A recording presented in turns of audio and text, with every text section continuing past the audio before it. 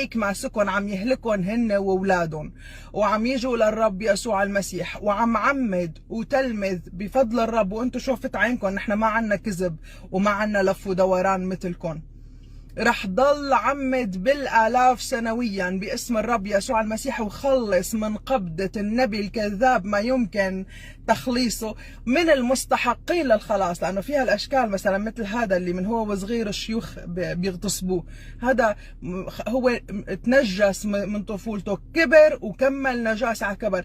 اللي حابب يشوف صوره، وأنا على فكرة لما بحكي ما بحكي لحتى ألف أكاذيب، بحكي لك وبحط لك صور كمان، فاللي حابب يشوف يروح لعنا على اليوتيوب FMC World، رح احط لكم صور الشخاخ الجديد لأن هدول مش شيوخ عفوا بالكلمة هدول ناس بيعملوا تحتهم رسمي، ومن بوبي ل الثاني شو اسمه عهر نور الدين لهذا الجديد عهر اللي طالع جديد، كلهم اساميهم راكبه عليهم تماما. علقتكم معي علقه وسخه. ليه؟ لانه انتم مكشوفين قدامي وانا ما بعرف اشفق على اتباع الشيطان، فبدكم تتحملوا اذا فيكم تتحملوا، وعلى الاغلب انتم ما بتتحملوا فبيبدلوكم بوجبه جديده. الشيوخ الارهابيين اللي كان عليهم طبعه وسخه على جبينهم بدلوهم خفوهم طلعوا لنا قدامنا هلا فوج من الجيز، مضطرين نحن نتحمل الغلاظه والقرف والوساخه، وهن متسترين ورا القران والاسلام. وليه؟ مشان شو بدنا نتحمل؟ اذا لو اخوه بالوطن ما كنتوا بتكونوا بهالقذاره.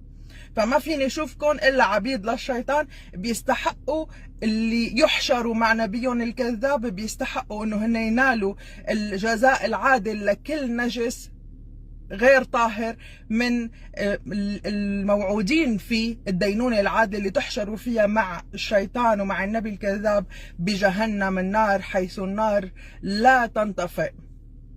تنصروا دينكم بالكذب.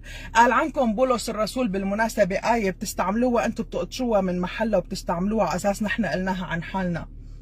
كان في اقوام اجت من الامم يتبعوا اوثان وشيطان، فكانوا يفتكروا انهم بينصروا دينهم بالكذب، فانه كانوا يطلبوا الاذن من بولس انه نحن اذا بدنا نقول شيء في مجال نعمل السيئات بتجي الصالحات نكذب، فممكن انه هو ربنا يغفرنا اذا كان هالكذب هالجهاد هالقتل هالنكاح في سبيله ممكن نمرق نحن كذب.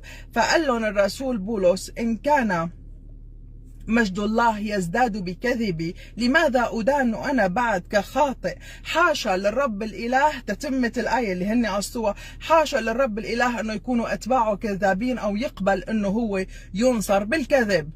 طبعا هن أخذوا هي اللي هي قال عنهم، هن فعلا بيزداد مجد الله تبعهم كل ما هن كذبوا أكثر، وبرروا لحالهم الزنا والخطايا والكذب في سبيل نصرة الله الضعيف الغير قادر على نصرة نفسه، اللي محتاج مين ينصره دائما.